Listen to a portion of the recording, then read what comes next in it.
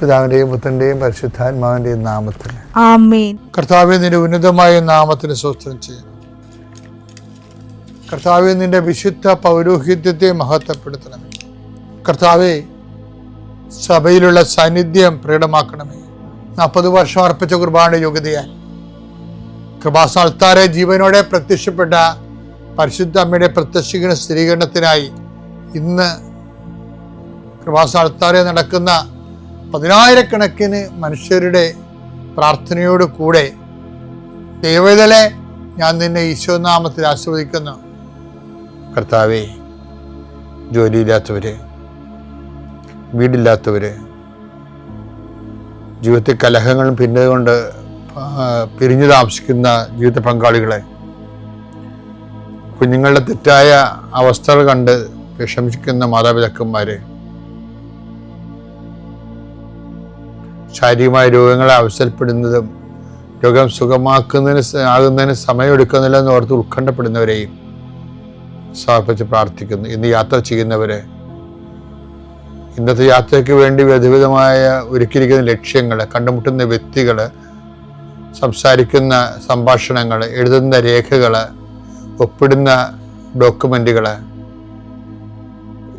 പങ്കെടുക്കുന്ന ഇന്റർവ്യൂകൾ, സെൻഡ് ചെയ്യുന്ന മെസ്സേജുകൾ എല്ലാം കർത്താവിൻ്റെ കൃപയാൽ നിറയപ്പെടാനും നീ ഇന്ന് തിരികെ എത്തുന്ന സമയത്ത് കർത്താവിൻ്റെ കൃപ നിന്നും നിറഞ്ഞു നിന്നുകൊണ്ട് സന്തോഷം വന്ന് ഉറങ്ങുവാനും ഇന്നത്തെ ദിവസം മുൻനിർത്തി നീ കണ്ടുമുട്ടുന്ന ഓരോ നിമിഷങ്ങളെയും, നിന്റെ ഓരോ സമയങ്ങളെയും, സന്ദർഭങ്ങളെയും, എല്ലാ സംരംഭങ്ങളെയും പരിശുദ്ധമ്മ ദൈവമാതാവിൻ്റെ മധ്യസ്ഥത്തിലെ രാത്രിയും തിരിച്ചെത്തുന്നവരെ കർത്താവിൻ്റെ നാമത്തിൽ മാതാവിൻ്റെ മധ്യസ്ഥതയും ഞാൻ നിന്റെ ജീവിതത്തെയും നിന്റെ കുടുംബത്തെയും ഈശോ നാമത്തെ ആശീർവദിക്കും. അമ്മേ പരിശുദ്ധ അമ്മേ, അമ്മേ പരിശുദ്ധ ദൈവമാതാവേ, കൃപാസനത്തിലൂടെ ഞങ്ങളുടെ ദേശത്തിനും അമ്മ മധ്യസ്ഥം തേടി തന്ന എല്ലാ അനുഗ്രഹങ്ങൾക്കും കൃപകൾക്കും ഞങ്ങളിപ്പോൾ ഹൃദയം നിറഞ്ഞ നന്ദി പറയുന്നു. അമ്മേ പരിശുദ്ധമ്മേ ദൈവമാതാവേ, 2004 ഡിസംബർ 7 ഉച്ചകഴിഞ്ഞ് 2:30 കൃപാസനത്തിൽ സംഭവിച്ച അമ്മയുടെ പ്രത്യക്ഷപ്പെടലിനെ കുറിച്ച് തിരുസഭയ്ക്ക് സമർപ്പിച്ചിരിക്കുന്ന പഠനരേഖകളുടെ മേൽ സഭാത്മകമായ പഠനം ആരംഭിക്കുവാൻ ഞങ്ങൾ പ്രാർത്ഥിക്കുന്നു. അമ്മേ പരിശുദ്ധമേ, ഭൂസ്വർലോകങ്ങളുടെ രാജ്ഞിയായ അങ്ങേയ്ക്ക് ഭൗമസംരക്ഷണത്തിനായി പ്രപഞ്ചപ്രകൃതിയെ തന്നെ തിരുസഭ പ്രതിഷ്ഠിക്കുവാൻ ഈ പ്രത്യക്ഷീകരണം വഴി ഇടയാക്കണമേ. പരിശുദ്ധമേ, ജപമാല മാതാവേ, സകല കൃപാസനം പ്രാർത്ഥനയോടും ചേർത്ത് ഞങ്ങളിപ്പോൾ പ്രാർത്ഥിക്കുന്ന ഈ കുടുംബത്തിന്റെ പ്രത്യേക നിയോഗം പറ മക്കളെ.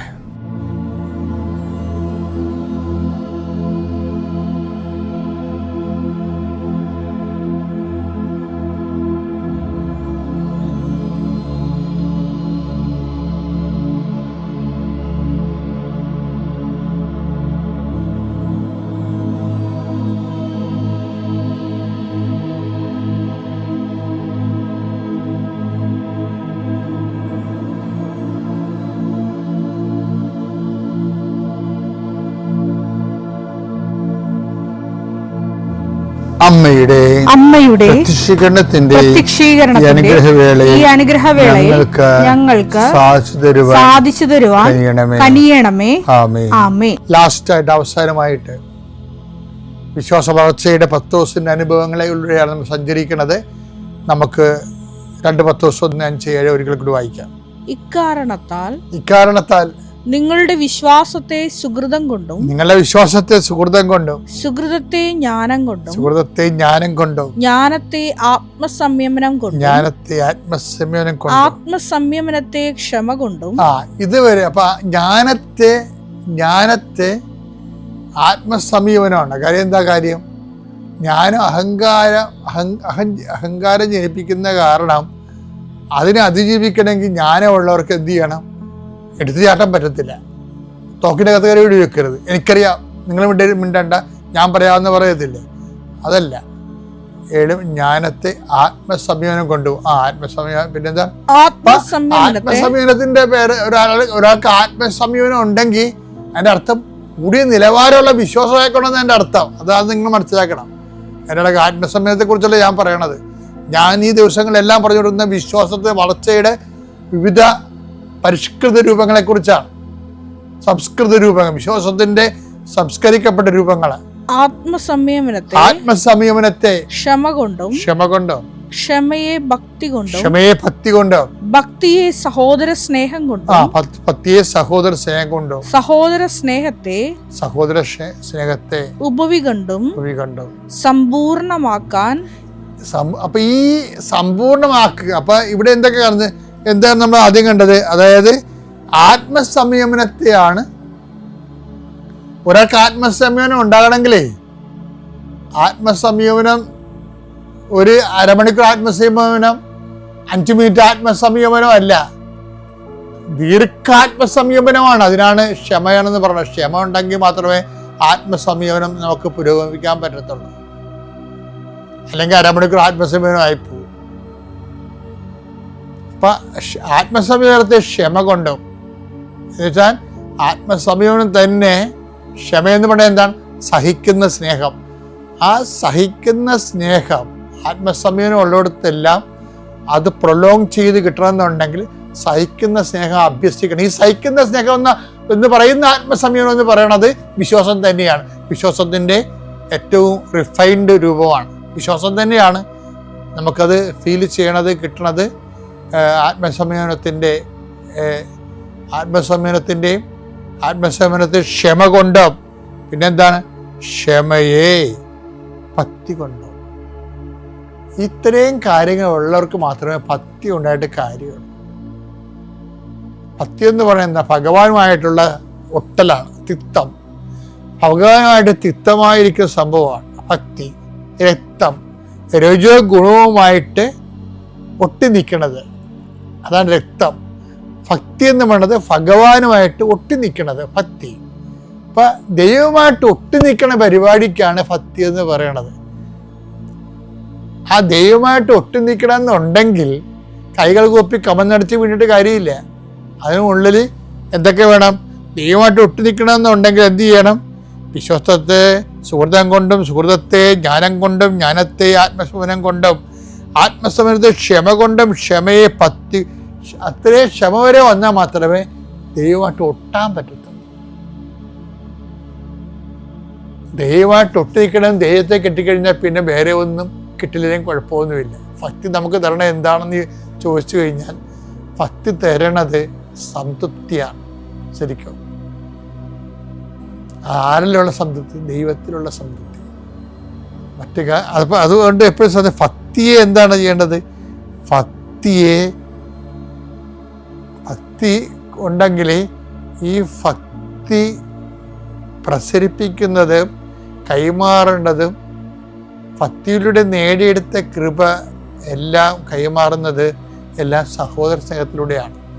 സഹോദര സ്നേഹത്തെ ഉപവിക്കൊണ്ടും, ഉപവിപ്രവർത്തനങ്ങളെ ഉപവിക്കൊണ്ടും സമ്പൂർണമാക്കുവിൻ. അപ്പോൾ ഉപവി എന്ന് പറയുന്നത് വിശ്വാസത്തിൻ്റെ തന്നെ മുന്തിയ രൂപമാണ്. വിശ്വാസ വളർച്ചയാണ് ഈ ആഴ്ച മുഴുവൻ നമ്മൾ കണ്ടത്. അതിൻ്റെ മുന്തിയ രൂപങ്ങളുടെ ഓരോ രൂപങ്ങളെയും നമ്മൾ കണ്ടു. വിശ്വാസ വളർച്ച ഇതെല്ലാം നിനക്കുണ്ടെങ്കിൽ നീ കടുത്ത ദൈവവിശ്വാസിയായിട്ട് ദൈവം നിന്നെ കാണുന്നുവെന്ന് എൻ്റെ അർത്ഥം. ഇല്ലെങ്കിൽ നീ അവിശ്വാസിയായി തുടരുന്നുവെന്നാണ് വിശ്വാസ പ്രമാണം. സർവശക്തനായ പിതാവും ആകാശത്തിന്റെയും ഭൂമിയുടെയും സൃഷ്ടാവുമായ ദൈവത്തിൽ ഞാൻ വിശ്വസിക്കുന്നു. അവിടുത്തെ ഏകപുത്രനും ഞങ്ങളുടെ കർത്താവുമായ ഈശോ മിശിഹായിലും ഞാൻ വിശ്വസിക്കുന്നു. ഈ പുത്രൻ പരിശുദ്ധാത്മാവിനാൽ ഗർഭസ്ഥനായി കന്യകാമറിയത്തിൽ നിന്ന് പിറന്ന് പൊന്തിയോസ് പീലാത്തോസിന്റെ കാലത്ത് പീഡകൾ സഹിച്ച് കുരിശിൽ തറയ്ക്കപ്പെട്ട് മരിച്ച് അടക്കപ്പെട്ട് പാതാളങ്ങളിൽ ഇറങ്ങി മരിച്ചവരുടെ ഇടയിൽ നിന്ന് 3-ാം നാൾ ഉയർത്ത് സ്വർഗത്തിലേക്ക് എഴുന്നള്ളി സർവശക്തിയുള്ള പിതാവായ ദൈവത്തിന്റെ വലതുഭാഗത്തിരിക്കുന്നു. അവിടെ നിന്ന് ജീവിക്കുന്നവരെയും മരിച്ചവരെയും വിധിക്കുവാൻ വരുമെന്നും ഞാൻ വിശ്വസിക്കുന്നു. പരിശുദ്ധാത്മാവിലും ഞാൻ വിശ്വസിക്കുന്നു.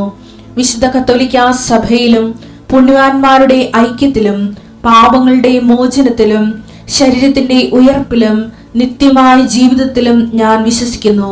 ആമേൻ. സ്വർഗ്ഗസ്ഥനായ ഞങ്ങളുടെ പിതാവേ, അങ്ങയുടെ നാമം പൂജിതമാകണമേ. അങ്ങയുടെ രാജ്യം വരണമേ. അങ്ങയുടെ തിരുമനസ് സ്വർഗത്തിലെ പോലെ ഭൂമിയിലും ആകണമേ. അന്നു വേണ്ടുന്ന ആഹാരം ഇന്ന് ഞങ്ങൾക്ക് തരണമേ. ഞങ്ങളോട് തെറ്റ് ചെയ്യുന്നവരോട് ഞങ്ങൾ ക്ഷമിക്കുന്നത് പോലെ ഞങ്ങളുടെ തെറ്റുകൾ ഞങ്ങളോടും ക്ഷമിക്കണമേ. ഞങ്ങളെ പ്രലോഭനത്തിൽ ഉൾപ്പെടുത്തരുതേ, തിന്മയിൽ ഞങ്ങൾ രക്ഷിക്കണമേ. ആമേൻ. നന്മ നിറഞ്ഞ മറിയമേ, സ്വസ്തി. കർത്താവ് അങ്ങയുടെ കൂടെ സ്ത്രീകളിൽ അങ്ങ് അനുഗ്രഹിക്കപ്പെട്ടവളാകുന്നു. അങ്ങയുടെ ഉദരത്തിൻ ഫലമായി ഈശോ അനുഗ്രഹിക്കപ്പെട്ടവനാകുന്നു. പരിശുദ്ധ മറിയമേ, തമ്പുരാന്റെ അമ്മേ, പാപികളായ ഞങ്ങൾക്ക് വേണ്ടി ഇപ്പോഴും ഞങ്ങളുടെ മരണസമയത്തും തമ്പുരാനോട് അപേക്ഷിക്കണമേ. ആമേൻ എന്ന് പറഞ്ഞു. പിന്നെ വേറൊരു ലോയർ ഞങ്ങളോട് പറഞ്ഞു, ഞങ്ങൾ തമ്മിൽ ഡിവോഴ്സ് ചെയ്യണം. ഡിവോഴ്സ് ചെയ്തിട്ട് വീണ്ടും റീമാരേജ് ചെയ്തിട്ട് വീണ്ടും ആപ്ലിക്കേഷൻ തുടങ്ങണം എന്ന് പറഞ്ഞു. അപ്പം ഞങ്ങൾ രണ്ടും കൂടെ തീർന്നൊരു തീരുമാനം എടുത്തു. കാനഡയിൽ ഒന്നിച്ച് ജീവിച്ചില്ലെങ്കിലും ഞങ്ങൾക്ക് ഇന്ത്യയിൽ ഒന്നിച്ച് ജീവിക്കാം, എന്തായാലും പള്ളി വെച്ച് കെട്ടിയതാ, ഒരു ഡിവോഴ്സിനും ഞങ്ങളില്ല എന്ന് പറഞ്ഞ് ഞാൻ ആ വക്കീലിൻ്റെ ഓഫീസിൽ നിന്ന് ഇറങ്ങിപ്പോന്നു. അത് കഴിഞ്ഞ് ഞങ്ങൾക്ക് 2 കുട്ടികളായി. അങ്ങനെ ഞങ്ങൾ വേറൊരു ലോയറിനെ പരിചയപ്പെട്ടു. അപ്പോൾ ആ ലോയർ ഞങ്ങളോട് പറഞ്ഞു, ഹ്യൂമാനിറ്റേറിയൻ കമ്പാഷൻ എന്ന് പറഞ്ഞൊരു ഓപ്ഷൻ നിങ്ങൾക്കുണ്ട്. അതായത് മാനുഷിക പരിഗണന. അതായത് നിങ്ങൾക്കിപ്പോൾ 2 കുട്ടികളുണ്ട്, നിങ്ങൾ ഈ 6 വർഷമായിട്ട് ഒരേ ബന്ധത്തിലാണ്, ആ കാരണം പറഞ്ഞ് നമുക്ക് ഒരു ആപ്ലിക്കേഷൻ വെക്കാമെന്ന് പറഞ്ഞു. അങ്ങനെ കഴിഞ്ഞ ജൂൺ അവസാനം ഞങ്ങൾ ആപ്ലിക്കേഷൻ വെച്ചു. ഞാൻ കഴിഞ്ഞ സെപ്റ്റംബറിൽ വെക്കേഷൻ, 1 മാസത്തെ വെക്കേഷന് വന്ന് ഇവിടെ വന്ന് ഉടമ്പടി സെപ്റ്റംബർ 30 ഞങ്ങൾ ഉടമ്പടി എടുത്തു.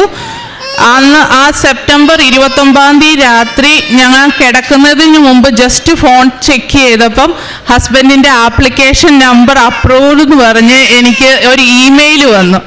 അത് കഴിഞ്ഞ് ഞാൻ ഇവിടെ വന്ന് ഉടമ്പടി എടുക്കാനായിട്ട് വരുന്ന വഴി കാറയിലിരുന്ന് എനിക്ക് ഏതൊക്കെ കണ്ടീഷൻസ് മാതാവിനോട് പറയണം, എൻ്റെ നിയോഗങ്ങൾ ഏതൊക്കെയാണെന്ന് പറഞ്ഞൊരു ലിസ്റ്റ് ഞാൻ എഴുതി വെച്ചു. പക്ഷെ ഇവിടെ വന്നു കഴിഞ്ഞ് എനിക്ക് അതൊന്നും ചോദിക്കാൻ പറ്റിയില്ല. ഞാൻ ജസ്റ്റ് അവിടെ ഇരുന്ന് ചുമ്മാ കരയുമായിരുന്നു. ഞാൻ മാതാവിനെ നോക്കി ചുമ്മാ കരഞ്ഞുകൊണ്ടിരുന്നു. ഞാൻ എൻ്റെ ഒരു നിയോഗം പോലും മാതാവിനോട് പറഞ്ഞില്ല. അപ്പം ഞാൻ ആദ്യം ഓർത്ത ഉടമ്പടി എടുക്കാമെന്നൊക്കെ വെച്ചാൽ ഭയങ്കര ബുദ്ധിമുട്ടാണ്, ഒത്തിരി കാര്യങ്ങളൊക്കെ ചെയ്യണമെന്ന്. പക്ഷെ ഇവിടെ നിന്ന് ഇറങ്ങിക്കഴിഞ്ഞപ്പോൾ എന്നെ ആരോ അങ്ങോട്ട് പുഷ് ചെയ്യുക. ഞാൻ തന്നെ അങ്ങോട്ട് ആ വിദേശത്തേക്കുള്ളവരുടെ കൗണ്ടറിലേക്ക് തന്നെ അങ്ങ് നടന്നു പോയി. അപ്പോൾ ഹസ്ബൻഡും എന്നെ ഫോളോ ചെയ്തു. ഞാൻ ചോദിച്ചു, നമുക്ക് എടുക്കാൻ പറ്റുമോ, എന്താ എനിക്ക് എടുക്കണോ വേണ്ടിയോ എന്താണെന്നൊന്നും അറിയില്ല. പക്ഷെ എന്നെ ആരോ പുഷ് ചെയ്യുന്നുണ്ട്, നീ പോയി എടുത്തോ എടുക്കെന്ന് പറഞ്ഞ് ഞാൻ പോയി ഉടമ്പടി എടുത്തു. അങ്ങനെ ഞാൻ ഒക്ടോബർ പകുതിയായപ്പോൾ തിരിച്ചു പോയി. ഒരാഴ്ച കഴിഞ്ഞപ്പം വീണ്ടും ഇമെയിൽ വന്നു, ഹസ്ബൻഡിൻ്റെ മെഡിക്കൽ റെഡിയായി, ഹസ്ബൻഡ് മെഡിക്കൽ ചെയ്യാൻ പറഞ്ഞ് വിസ വന്നു, റിക്വസ്റ്റ് വന്നു. പിന്നെ ഹസ്ബൻഡ് പോയി മെഡിക്കൽ ചെയ്തു. ഞാനാണ് മാർച്ച് 19 ഒരു ഡേറ്റ് ഇട്ട് പ്രാർത്ഥിക്കാൻ തുടങ്ങി. മാതാവിനോട് പറഞ്ഞു, യൗസേപിതാവിൻ്റെ മരണത്തിരുന്നാളല്ലേ, മാർച്ച് 19 മുമ്പ് എനിക്കൊരു ഞങ്ങളുടെ പേപ്പർ ആപ്ലിക്കേഷനിൽ എന്തെങ്കിലും ഒരു ഫൈനൽ ഡിസിഷൻ കാണിക്കണം. കാരണം എൻ്റെ വെക്കേഷൻ്റെയൊക്കെ സമയമായി, ഞാൻ എന്ത് എഴുതിയിടണം, എന്ന് നാട്ടിൽ പോകണം, എനിക്ക് ഒരു തീരുമാനം എടുക്കാൻ പറ്റുന്നില്ലെന്ന്. അങ്ങനെ മാർച്ച് 17 എനിക്ക് ഇമെയിൽ വന്നു, ഡിസിഷൻ മെയ്ഡ്, ഹസ്ബൻഡിന് വിസയായി, പാസ്പോർട്ട് അയച്ചു കൊടുക്കാൻ പറഞ്ഞു വന്നു. ഈസ്റ്റർ കഴിഞ്ഞതിൻ്റെ അതായത് ഈസ്റ്റർ മൺഡേ ഞങ്ങളുടെ പാസ്പോർട്ട് ഞങ്ങൾക്ക് ഹസ്ബൻഡിന് വീട്ടിൽ വന്നു. ഞങ്ങൾ ഈ വരുന്ന വ്യാഴാഴ്ച 19 ഞാനും ഹസ്ബൻഡും മക്കൾ 2 പേരും കൂടെ കാനഡയ്ക്ക് പോവുകയാണ്. പിന്നെ ഞാൻ 2012 കാനഡയ്ക്ക് പോയി. അന്നേരം തൊട്ടേ എൻ്റെ ആങ്ങളെ കാനഡ, കുവൈറ്റ് കുറേ രാജ്യത്തേക്ക് ട്രൈ ചെയ്യുവാണ്. പക്ഷെ ഒരിടത്തുനിന്നും വിസ കിട്ടുന്നില്ല, ഒത്തിരി പൈസ പോയി. അങ്ങനെ ഞാൻ ആങ്ങളയ്ക്ക് വേണ്ടി ഒരു ഉടമ്പടി എടുത്തു. ക്രിസ്മസിന് മുമ്പ് ആങ്ങളയ്ക്ക് UK വിസയും വന്നു. പിന്നെ എൻ്റെ മോന് 3 വയസ്സായിട്ടും മോന് സംസാരിക്കാൻ പുറകോട്ടായിരുന്നു. ജസ്റ്റ് അപ്പ അമ്മ, അപ്പച്ച അമ്മ ഇത്രയൊക്കെ പറയത്തുള്ളായിരുന്നു. ഇവിടെ നിന്ന് ഞാൻ ഉടമ്പടി തൈലവും തേനും പേന അവൻ്റെ മേൽചുണ്ടിൻ്റെ മുകളിൽ തൊട്ട് കൊടുക്കുമായിരുന്നു. അപ്പോൾ അവൻ തന്നെ അതിങ്ങനെ ലിക്ക് ചെയ്തെടുത്തു. ഇപ്പം അവൻ ഒരു സെൻറ്റൻസ് ഫുള്ളായിട്ട് പറയും. പിന്നെ ഞാൻ എൻ്റെ മോൾ അവിടെ കാനഡയിൽ ഉണ്ടായത് 2019 അവൾ ഉണ്ടായി കഴിഞ്ഞപ്പം 2 ദിവസം കഴിഞ്ഞപ്പം അവിടെ ചെവിയുടെ ഹിയറിങ് ഐസിൻ്റെയൊക്കെ എക്സാമിനേഷൻ നടത്തും ഡോക്ടേഴ്സ്. അത് ചെയ്തപ്പോൾ അവർ പറഞ്ഞു കുഞ്ഞിന് ചെവി കേൾക്കുന്നില്ല, ഞങ്ങൾക്ക് ഇതിൻ്റെ എന്താ പറ്റിയെന്ന് അറിയത്തില്ല, എന്തായാലും കൊച്ചൊന്നും റെസ്പോണ്ട് ചെയ്യുന്നില്ല, സൗണ്ടിനോട് റെസ്പോണ്ട് ചെയ്യുന്നില്ല. നിനക്ക് ക്രിസ്മസിന് മുമ്പ്, അതായത് ഡിസംബർ 24 ഞങ്ങളുടെ കോള് വന്നില്ലെങ്കിൽ അതിൻ്റെ അർത്ഥം കൊച്ച് ഓക്കെ ആണെന്നാണ്. പക്ഷെ ഡിസംബർ 24 ഉച്ച കഴിഞ്ഞപ്പോൾ എനിക്ക് കോള് വന്നു, നിൻ്റെ കുഞ്ഞിൻ്റെ ചെവിക്ക് എന്തോ പ്രശ്നമുണ്ട്, അതുകൊണ്ട് നീ എത്രയും പെട്ടെന്ന് സ്പെഷ്യാലിറ്റി, അതായത് വിനിപെഗിലുള്ള ഒരു 100 കിലോമീറ്റർ ഞാൻ ഡ്രൈവ് ചെയ്ത് കുഞ്ഞുമായിട്ട് ചെല്ലണം. അന്നൊക്കെ അവിടെ -45 ഈ ന്യൂ ഇയർ കഴിഞ്ഞ് ചെല്ലണം എന്ന് അവർ പറഞ്ഞു. അപ്പം എൻ്റെ അമ്മയാണ് എന്നോട് കൃപാസനത്തെക്കുറിച്ച് ആദ്യമായിട്ട് എനിക്ക് പറഞ്ഞു തരുന്നത്. അപ്പം ഞാൻ ആദ്യം അമ്മയോട് ചോദിച്ചു, അമ്മ എന്തോ ഓരോ പ്രാവശ്യം വരുമ്പം ഇങ്ങനെ മാറി മാറി ആളെ പിടിക്കുന്നത്, കഴിഞ്ഞ പ്രാവശ്യം അന്തോണീസ് ആയിരുന്നല്ലോ, ഇപ്രാവശ്യം കൃപാസന. ആദ്യമൊന്നും എനിക്ക് വലിയ ഇതൊന്നും ഇല്ലായിരുന്നു. അങ്ങനെ കുഞ്ഞിനിങ്ങനെ ഒരു പ്രശ്നം വന്നു കഴിഞ്ഞപ്പോൾ ഞാനും അമ്മയും കൂടെ ഒന്നിച്ച് പ്രത്യക്ഷീകരണ പ്രാർത്ഥന ചൊല്ലി പോയി. അങ്ങനെ ഞാനും എൻ്റെ ഒരു കൂട്ടുകാരിയും മോളും കൂടെ ഹോസ്പിറ്റലിൽ ചെക്കപ്പിന് ചെന്നു. ചെക്കപ്പിന് എന്നിട്ട് അരമണിക്കൂർ എന്ന് പറഞ്ഞ ചെക്കപ്പ് 10-15 മിനിറ്റ് ആയപ്പോഴേക്കും അവർ പറഞ്ഞു കുഞ്ഞിന് ഒരു കുഴപ്പമില്ല, കുഞ്ഞിൻ്റെ ചെവി കേൾക്കാം. അതുവരെ ഞാൻ അവളെ കുക്കറൊക്കെ അടിക്കുന്നതിൻ്റെ അടുത്ത് കൊണ്ടേ വെക്കുമായിരുന്നു, പക്ഷെ പാത്രമൊക്കെ തട്ടി കേൾപ്പിക്കുമായിരുന്നു, എന്നാലും ഒന്നും അവൾ റെസ്പോണ്ട് ചെയ്യത്തില്ലായിരുന്നു. പക്ഷേ അന്നേരം അവർ പറഞ്ഞു കൊച്ചിന് ഒരു കുഴപ്പമില്ല, കുഞ്ഞിന് ചെവി കേൾക്കാം. അത് കഴിഞ്ഞ് 9 വർഷമായിട്ട് എനിക്ക് കാനഡയിൽ വീടില്ലായിരുന്നു. ഞാൻ ഹസ്ബൻഡ് വരട്ടെ എനിക്കൊരു ഇതില്ലായിരുന്നു. പക്ഷെ അത് കഴിഞ്ഞ് 2 പിള്ളേരായി കഴിഞ്ഞപ്പോൾ നമ്മളൊരു വാടക വീട്ടിൽ താമസിക്കാമെന്ന് വെച്ചാൽ ഒത്തിരി പാടായിരുന്നു. കുറേ കണ്ടീഷൻസ്, ഇവിടുത്തെ പോലെയല്ല അവിടുത്തെ വാടക വീട്ടിൽ താമസിക്കുക എന്ന് വെച്ചാൽ കുഞ്ഞുങ്ങൾ ഈവൻ ഒന്ന് മൂത്രം പോലും തറയിൽ ഒഴിക്കാൻ നമുക്ക് പെർമിഷൻ ഇല്ല. അങ്ങനെ ഒത്തിരി പ്രശ്നങ്ങളുണ്ടായിരുന്നു. അപ്പം ഞാൻ മെറ്റേണിറ്റി കഴിഞ്ഞിട്ട് ജോലിക്ക് അങ്ങ് കയറിയതേ ഉള്ളൂ. എൻ്റെ പൊസിഷനാണേലും പെർമനൻ്റ് ആയിട്ടില്ല. ഞങ്ങൾ വീണ്ടും പ്രത്യക്ഷീകരണ പ്രാർത്ഥന ചൊല്ലി ഒരു വീടിന് വേണ്ടി ഞാൻ പ്രാർത്ഥിച്ചു. അങ്ങനെ എനിക്ക് എൻ്റെ മാനേജർ, ഞാൻ പെർമനൻ്റ് അല്ലാഞ്ഞിട്ട് പോലും പെർമനൻ്റ് എന്ന് പറഞ്ഞ് എനിക്ക് ജോബ് ഓഫർ ലെറ്റർ എഴുതി തന്നു. ആ ലെറ്റർ ഞാൻ ബാങ്കിൽ സബ്മിറ്റ് ചെയ്തു. 3 മാസം കൊണ്ട് എനിക്ക് നല്ലൊരു വീട് വാങ്ങാൻ മാതാവ് സഹായിച്ചു. അമ്മയ്ക്കും മാതാവിനും അമ്മയ്ക്കും ദേവകുമാരനും 1000 നന്ദി. എൻ്റെ പേര് മേരി. ഞാൻ വേളപ്പായ സെൻറ്റ് മേരീസ് ചർച്ചിലെ അംഗമാണ്. ഞാൻ ഉടമ്പടി എടുത്തത് 2019 ആഗസ്റ്റ് 24 ഞാൻ ആദ്യമായിട്ട് ഉടമ്പടി എടുക്കുന്നത്. ഉടമ്പടി എടുക്കുന്നതിന് മുമ്പ് തന്നെ ഞാൻ യൂട്യൂബിലൊക്കെ ഈ ധ്യാനം കാണുമായിരുന്നു, പക്ഷെ എനിക്ക് ഇതിനെപ്പറ്റി അറിയില്ലായിരുന്നു. അങ്ങനെ ഞാനൊരു അംഗൻവാടി വർക്കറാണ്. അപ്പോൾ എൻ്റെ സ്ഥാപനത്തിലേക്ക് ഒരു കുട്ടി പത്രം കൊണ്ടുവന്നു. അത് കണ്ടപ്പോഴാണ് എനിക്ക് വിശ്വാസമായി. ഞാൻ എല്ലാ മാസം വായിക്കാറുണ്ട്. പക്ഷേ ഞങ്ങൾക്ക് പെട്ടെന്ന് എനിക്ക് ഇവിടേക്ക് പോകാനുള്ളത് വരാൻ കാരണം ഞങ്ങൾക്കൊരു കേസ് ഉണ്ടായിരുന്നു. 8 വർഷമായിട്ട് ഒരു ജാമ്യം പോലും കിട്ടാത്ത കേസ് ഉണ്ടായിരുന്നു. അതിന് ജാമ്യം കിട്ടാതെ ഞങ്ങൾ വളരെ വിഷമിച്ച് ഉള്ള സമയത്താണ് എനിക്ക് അങ്ങോട്ട് വരണം എന്നുള്ളൊരു ഇത് തോന്നുന്നത്. അങ്ങനെ ഞാനിവിടെ വരികയും ഞങ്ങൾക്ക് അത്ഭുതകരമായി ബന്ധുക്കൾ ആരും ഞങ്ങൾക്കൊരു നികുതി വെച്ച് കള്ളാസ് തന്ന് ഞങ്ങളെ സഹായിക്കാൻ തയ്യാറില്ലാത്ത അവസരത്തിൽ ഞാൻ മാതാവിനടുത്ത് നന്നായി പ്രാർത്ഥിച്ചു. മാതാവേ, അമ്മ മാത്രമാണ് ഞങ്ങൾക്ക് സാധിച്ചു തരുന്ന നമ്മോട് പ്രാർത്ഥിച്ചതിൻ്റെ ഫലമായിട്ട് എനിക്ക് തന്നെ ജാമ്യം നിൽക്കാനായി സാധിച്ച് അതിൽ നിന്ന് ഞങ്ങൾ രക്ഷപ്പെട്ടു. അങ്ങനെയാണ് ഞാൻ ഇവിടേക്ക് വന്നത്. അതിനുശേഷം ഇതെൻ്റെ മോളുടെ കുട്ടിയാണ്. അവൾ ബാംഗ്ലൂരാണ്.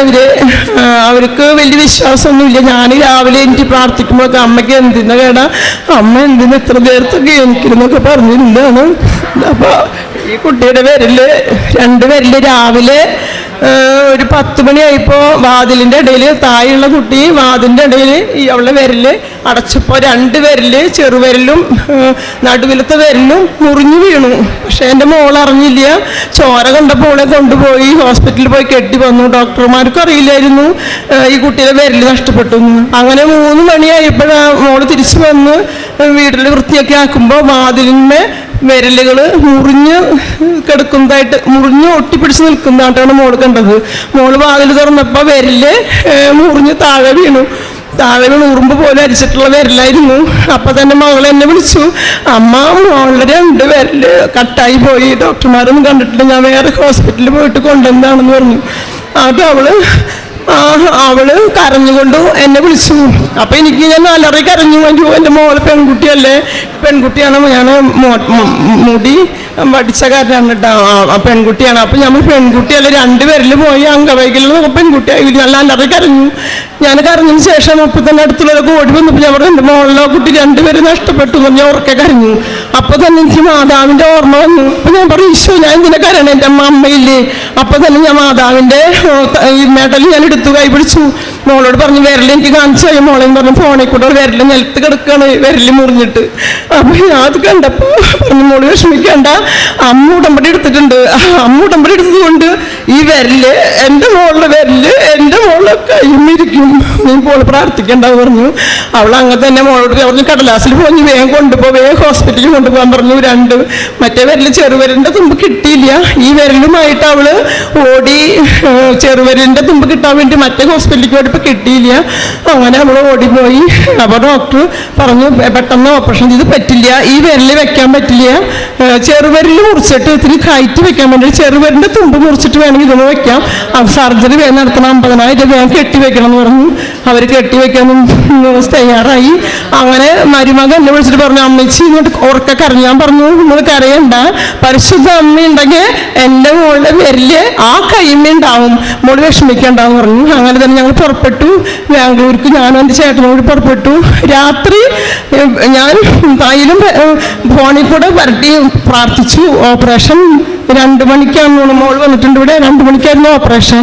അപ്പം അമ്മോട് പറഞ്ഞു, മറ്റേ വിരലും മുറിഞ്ഞു, 3 വിരലും മുറിഞ്ഞിട്ടൊരു കുട്ടിയായിട്ട് വരും അമ്മയെന്ന് പറഞ്ഞു. അവൾ പ്രാർത്ഥിച്ചു. ഞാൻ പറഞ്ഞു, ഇല്ല മോളെ, ഒന്നും വരില്ല എന്ന് പറഞ്ഞു. അങ്ങനെ 3 ഓപ്പറേഷൻ തിയേറ്ററിലേക്ക് കയറ്റി. 3 മണിയായപ്പോൾ എൻ്റെ മകൾ എന്നെ വിളിച്ചു. ഞാൻ ട്രെയിനിലായിരുന്നു. ട്രെയിനിൽ വിളിച്ചിട്ട് പറഞ്ഞു, അമ്മ അവളുടെ മോതിരവിരൽ മുറിച്ചിട്ടില്ല, അമ്മ എന്താ ചെയ്തെന്ന് അറിയില്ല എന്ന് പറഞ്ഞു. അപ്പൊ ഡോക്ടർ പറയുകയാണ്, അവളുടെ ഈ വിരല് വെക്കാൻ പറ്റില്ല എന്ന് ഡോക്ടർ പറഞ്ഞു. വേസ്റ്റിലേക്ക് ഇട്ട വിരലാണ്.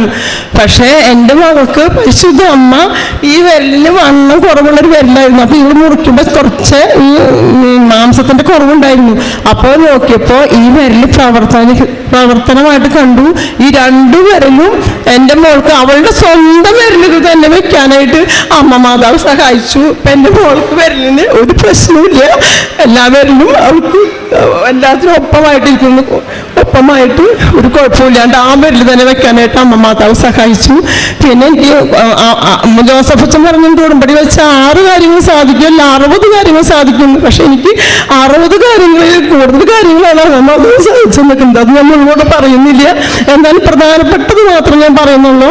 എൻ്റെ അംഗൻവാടിക്ക് 13 വർഷമായിട്ട് ഞാൻ വാടക കെട്ടിടത്തിലാണ്. എനിക്ക് സ്ഥലം ഉണ്ടായിരുന്നില്ല.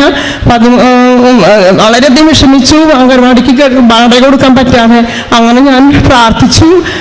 എല്ലാ വീടുകളിലും പോയിട്ട് 3 സെന്റ് സ്ഥലം ഞാൻ ചോദിച്ചു. ആരും തരാൻ തയ്യാറായില്ല. അങ്ങനെ കൊല്ലങ്ങളായിട്ട് പട്ടയും ആധാരവും ഒന്നും ഇല്ലാതെ കിടക്കുന്നൊരു സ്ഥലം ഉണ്ടായിരുന്നു. അപ്പൊ ഞാൻ പറഞ്ഞു, അമ്മ മാതാവിനൊന്നും സാധിക്കാതില്ലല്ലോ, ഞാൻ മാതാവിന്റെ ഉപ്പും വെളിച്ചെണ്ണ അവിടെ തൈലും അവിടെ കൊണ്ട് ഒഴിച്ചു നോക്കട്ടെ എന്ന് എൻ്റെ ഹെൽപ്പറോട് പറഞ്ഞു. എന്നിട്ട് ഞാൻ ആരും കാണാൻ അവിടെ പോയിട്ട് ഒരു 3 സെന്റ് സ്ഥലം തരുന്ന അമ്മ എനിക്ക് എന്ന് പറഞ്ഞിട്ട് ഉപ്പും തൈലും ഒക്കെ ഞാൻ അവിടെ വെതറി പോന്ന്. 10ാമത്തെ ദിവസം അമ്മ മാതാവ് എനിക്ക് സ്ഥലം തന്നു. 3 സെന്റ് ചോദിച്ചപ്പോൾ 10 സെന്റ് സ്ഥലം തന്നു. ഇപ്പത് കെട്ടിടം വാർപ്പ് കഴിഞ്ഞു. ഉദ്ഘാടനത്തിനുള്ള കാര്യങ്ങളൊക്കെ ചെയ്യാണ്. അമ്മ മാതാവിന്റെ അനുഗ്രഹമായിട്ട് ഞാൻ കരുതുന്നു. പിന്നെ ഈ കഴിഞ്ഞ ജൂലൈ മാസത്തിൽ ഞങ്ങളുടെ വീട് വീണു. 9:30 മണിക്ക് ഞങ്ങളുടെ വീട് ബെഡ്റൂം എല്ലാം വീണു. പക്ഷെ ഞങ്ങൾക്ക് മാതാവ് ഒന്നും വരുത്തിയില്ല. ഞങ്ങൾ മക്കളെ രക്ഷിച്ചു. പിന്നെ ഞാൻ മാതാവിനോട് പറഞ്ഞിട്ടുണ്ടായിരുന്നു, അമ്മ ഞങ്ങൾക്ക് ഈ വീട് ഒഴിയുമ്പോൾ വേറൊരു വീട് എനിക്ക് വേണം.